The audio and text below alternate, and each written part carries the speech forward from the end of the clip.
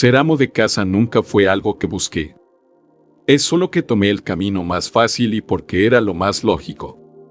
Todo comenzó cuando mi esposa, la doctora Cleidance, completó su licenciatura en arqueología y consiguió un trabajo como asistente de un influyente corredor de arte. De repente teníamos mucho dinero y ella ganaba aproximadamente 18 veces más que yo como camionero. De repente, mi CDL era tan impresionante como un permiso de manipulación de alimentos en comparación con su nuevo título. Que yo volviera a la escuela, a los 50 años, fue idea suya. Al principio me sentí fuera de lugar en el campus, pero de alguna manera me sumergí en ese estilo de vida.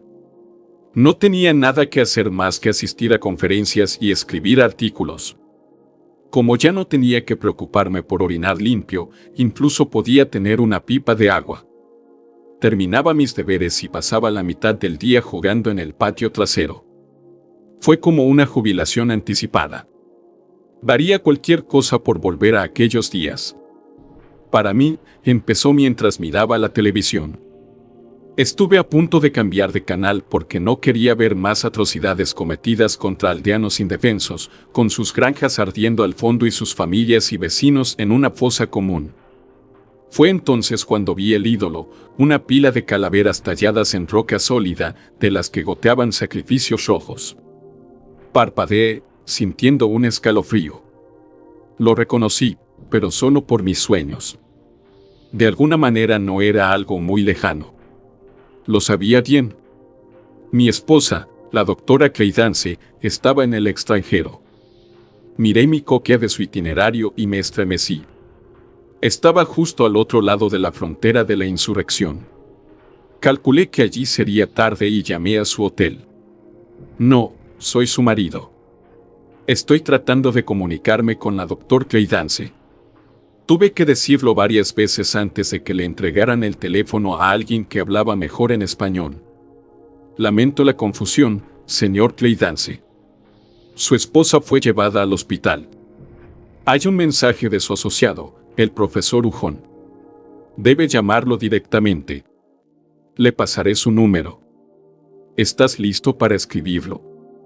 Fui a la pizarra del frigorífico y escribí el número del profesor Ujón. ¿Qué le pasó a Camila?, le pregunté. El profesor Ujón se disculpó por no haberme contactado antes y expresó su alivio al saber de mi llamada. Ella va a tener el bebé, me lo dijo el profesor Ujón. ¿Qué bebé?, yo pregunté. Había visto a mi esposa apenas 6 días antes y no estaba embarazada. ¿Qué quieres decir? El profesor Ujón parecía confundido. Mi esposa no estaba embarazada. Tartamudeé. ¿Cómo no te diste cuenta? No la he visto en 6 meses. Estaba embarazada cuando llegué ayer a la excavación. Debo admitir que estoy confundido. El profesor Ujón parecía desconcertado. Debe haber algún malentendido. Me quejé. Estamos hablando de Camille Cladens, ¿verdad? Sí, y está dando a luz ahora mismo. La embajada ha enviado a alguien aquí, a petición mía. No tienes nada de qué preocuparte. El profesor Ujón intentó tranquilizarme. Estoy preocupado por mi esposa. No estaba embarazada. ¿Hay alguna manera de comprobarlo y asegurarse de que no hubo algún tipo de error? Me preocupé. No hay ningún error, señor Cleidance. Todo se está manejando correctamente. Solo me preocupa que sea un poco temprano. Lentamente, con manos temblorosas, colgué el teléfono. Me senté, bastante confundido. La idea del altar empapado de calaveras seguía viniendo a mi mente. Durante los siguientes días, caminé preocupado, incapaz de aceptar la realidad de lo que me dijeron por teléfono. Intenté llamar para comunicarme con Camille, pero de alguna manera mis llamadas nunca llegaron a ella. En cambio, me quedé esperando su llegada. Cuando regresó a casa, su cabello oscuro se había vuelto quebradizo y blanco, y parecía envejecida, cansada y débil. No llevaba ningún bebé y la mirada hundida en sus ojos me perseguía. Ella no me hablaba ni me respondía y me preocupaba lo que le había pasado. Era una mañana tranquila y había comenzado a nevar suavemente. La ayudé a levantarse de la cama y la senté en la pequeña mesa de nuestro comedor, junto a la cocina. Se quedó mirando al vacío, como si en realidad nunca hubiera regresado a casa.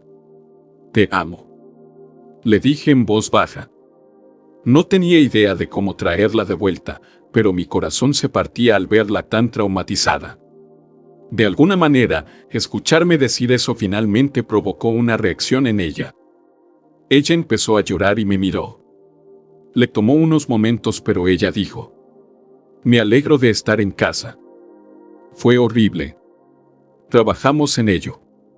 Poco a poco comenzó a recuperarse y, después de un tiempo, justo antes de Año Nuevo, sostenía una taza caliente entre sus manos y me dijo: «Supongo que quieres saber qué pasó. Solo si crees que puedes decírmelo». Intenté tranquilizarla, pero realmente necesitaba saberlo. Todo comenzó cuando descubrí el ídolo de Dwin Beat. Era una vieja leyenda. Para demostrar que era un culto real, fue todo un hallazgo. Hubo un accidente. Una de las estudiantes del profesor Ujon, ella cayó sobre él. Fue mi mano la que sostuvo el trapo para limpiar la sangre del artefacto. Esa noche experimenté dolores terribles, y por la mañana era como si tuviera 4 o 5 meses de embarazo. Al segundo día ya estaba lista para dar a luz. Fue veraz, Mako, la leyenda es cierta y estoy condenada. ¿La estatua de las calaveras?, pregunté, temblando de miedo ante su tono mórbido y su dicción lenta. Dwin Beat era un demonio nacido de 7 novias, una criatura sedienta de sangre. Los monjes lucharon contra él hasta el final y lograron decapitarle las 7 cabezas. Amontonadas, se convirtieron en piedra. Esa es la leyenda. Solo la sangre de los creyentes alguna vez pudieron revivirlo, por lo que fue enterrado para evitar tal cosa. Era solo una leyenda. Camila negó con la cabeza. ¿Qué pasó en el hospital?, yo pregunté. Me arrepentí cuando ella se limitó a sollozar y temblar, incapaz de decir qué le había pasado en el hospital. Nuestra casa estaba silenciosa, grave y bajo una atmósfera opresiva. Mi esposa pasaba la mayor parte del tiempo en la cama, dejándome con mis preocupaciones y preguntas. No pasó mucho tiempo antes de que Don Caldwell intentara comunicarse con ella, dejándole mensajes de condolencia y preguntas sobre la venta del ídolo. ¿Era auténtico o no? Finalmente, estuve hablando por teléfono con la señora Caldwell. Solo pude decirle que mi esposa no estaba en condiciones de tratar con ella. No pude descifrar la recomendación de mi esposa para la adquisición, que era certificable como auténtica y además que no se podía vender. Esto es muy injusto, señor Creidance. Tengo varias ofertas cercanas a los 6 ceros y su esposa no ha confirmado la legalidad de la venta. Esto es muy poco profesional y no estoy contenta. La señora Caldwell me dijo que estaba infeliz y que yo debería estar más preocupado por esa infelicidad. Colgué el teléfono. Esa noche fui testigo con mis propios ojos del comienzo del terrible horror. Mi esposa yacía en nuestra cama, atormentada por alguna pesadilla invisible. Luego, mientras se calmaba, vi cómo crecía su barriga y estuve despierto toda la noche con un temor incrédulo. Por la mañana ella recuperó el conocimiento y me miró donde yo había estado en vigilia sin dormir y luego a su estómago. Dejó escapar un gemido de angustia y sus ojos se llenaron de lágrimas de angustia y terror. No otra vez. Camille sollozó. Llamé a un médico y la llevé al hospital, pero no encontraron nada extraño en su embarazo y no parecieron creernos que había sucedido de la noche a la mañana. La ecografía provocó una reacción diferente. Debe haber algún problema con nuestro equipo. El técnico se disculpó y apagó el monitor. Los confronté con el médico. Necesitamos terminar con esto. No es un niño. Yo les dije. El médico negó con la cabeza. Eso no es posible. Su esposa ya va a dar a luz. Camille se puso histérica y exigió una cesárea, pero los médicos no cedieron. Insistieron en que ella podría dar a luz fácilmente de forma natural. Era como una especie de pesadilla. Al cabo de unas horas estaba de parto y entonces vi aquello que había utilizado su cuerpo como puerta de entrada a nuestro mundo. El médico se desplomó en estado de shock y la criatura simplemente yació allí en la sangre del parto, mirándome con un ojo oscuro y con un iris rojo infernal. Lo miré fijamente, mi cuerpo en un motín congelado de terror, incapaz de actuar. Parpadeó una vez y luego empezó a levitar, goteando.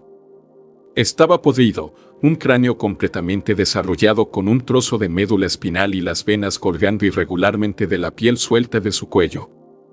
El hueso se traslucía a través de la carne flácida, pero era imposible.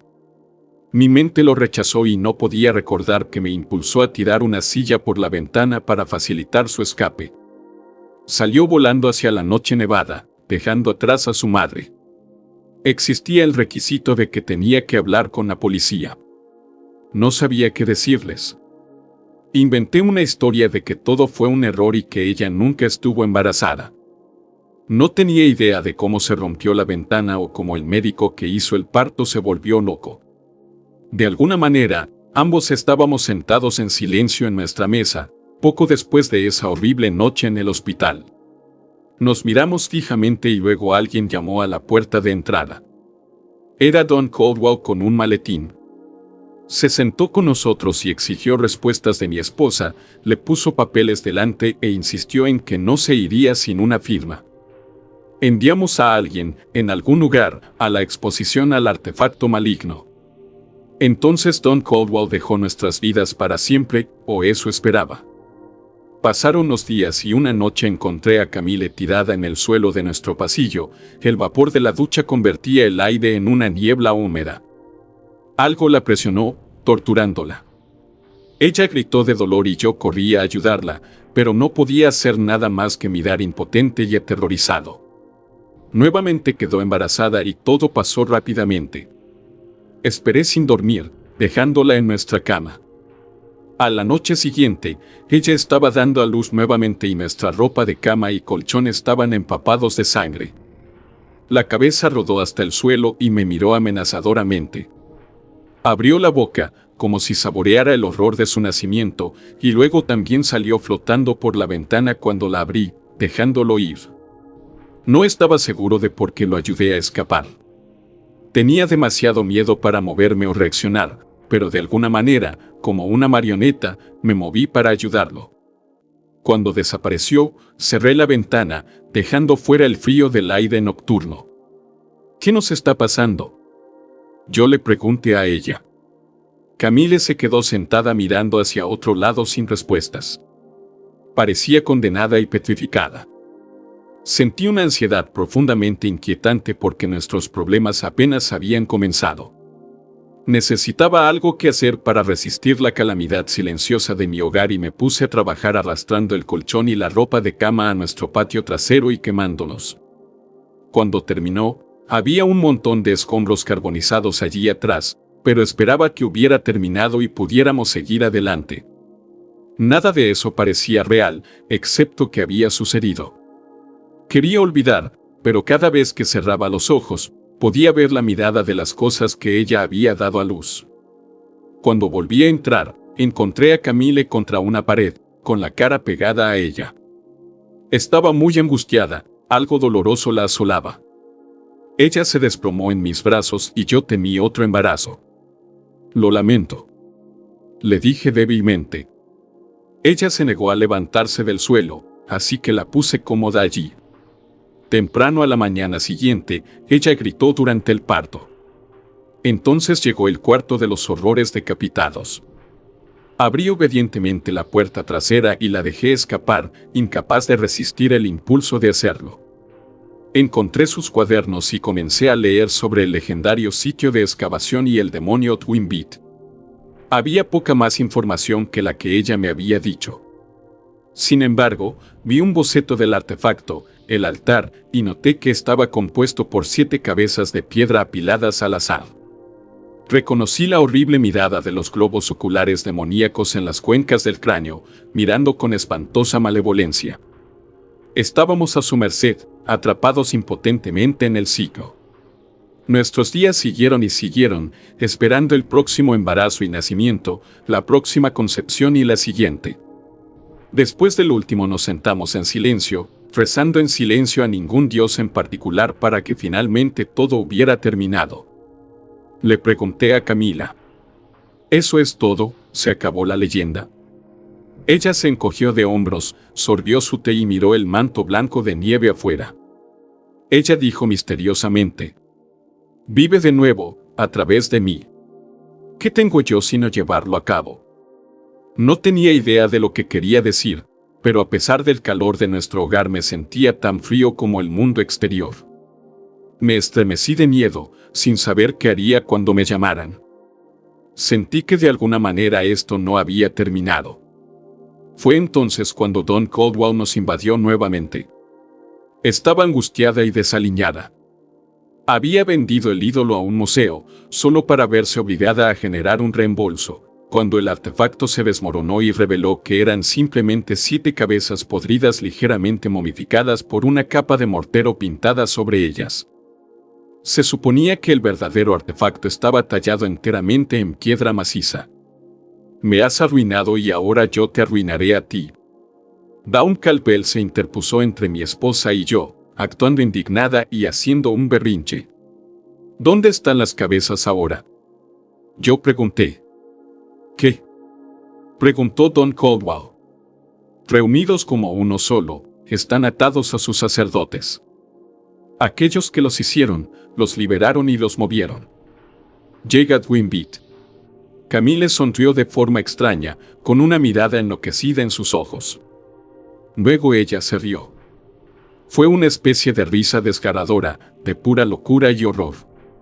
La señora Caldwell miró hacia la oscuridad sobre la nieve blanca del exterior. Algo detrás del cristal llamó su atención. Una novia para las necesidades del demonio, un padre que libera al prodigio. Y una enfermera que alimenta.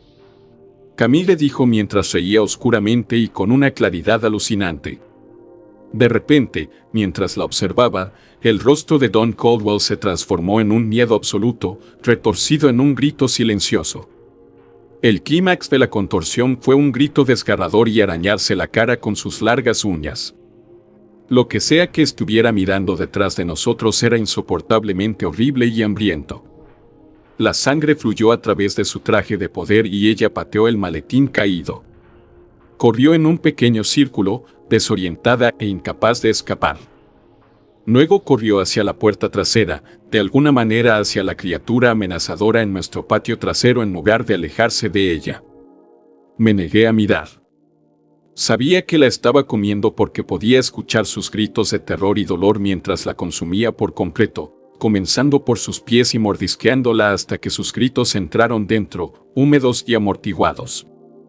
Mi esposa se levantó y lo miró fijamente. ¡Qué hermoso bebé! Tiene la boca de su papá, 7 caras como labios y un solo diente brillante en cada barbilla. De hecho, tiene una gran boca hecha de 7 cabezas formadas en un círculo. Es preciosa, deberías verlo. Camille describió el monstruo en nuestro patio trasero. No le dije, mirando los papeles del maletín abierto. En su desesperación, la jefa había traído un expediente en papel sobre su asistente más confiable. Podría haberlo llenado para despedirla o ascenderla o cualquier cosa. Fue como un cheque en blanco. Lo recogí e hice clic en el bolígrafo. De ahora en adelante vas a dirigir el concesionario de arte Caldwell. Alguien tiene que mantener las cosas limpias y ordenadas por aquí. Tenemos el resto de nuestras vidas para olvidar esto. Estaba murmurando casi distraídamente, ignorando los arrullos de mi esposa a la cosa en nuestro patio trasero. Se va, ahora tiene su propia vida que vivir. Camille sonaba triste. Escuché un sonido como el de grandes alas de murciélago batiendo el aire para despegar y luego, fuera lo que fuera, nos había dejado allí. Terminé el papeleo y fui y me paré junto a Camille. La rodeé con mi brazo y la abracé mientras mirábamos el prístino país de las maravillas invernal. Las huellas de alguna abominación con garras habían dejado una marca, pero la nieve comenzó a caer, borrándola lentamente. Camille apoyó la cabeza en mi hombro y tomó un sorbo de su té mientras estábamos allí mirando caer la nieve. Estoy seguro de que las cosas mejorarán. Hemos superado lo difícil. Creo que estaremos bien. Le dije, con los ojos llorosos porque quería desesperadamente creer en lo que estaba diciendo. Sentí algo de tranquilidad cuando Camille me besó en la mejilla y dijo: «Lo sé.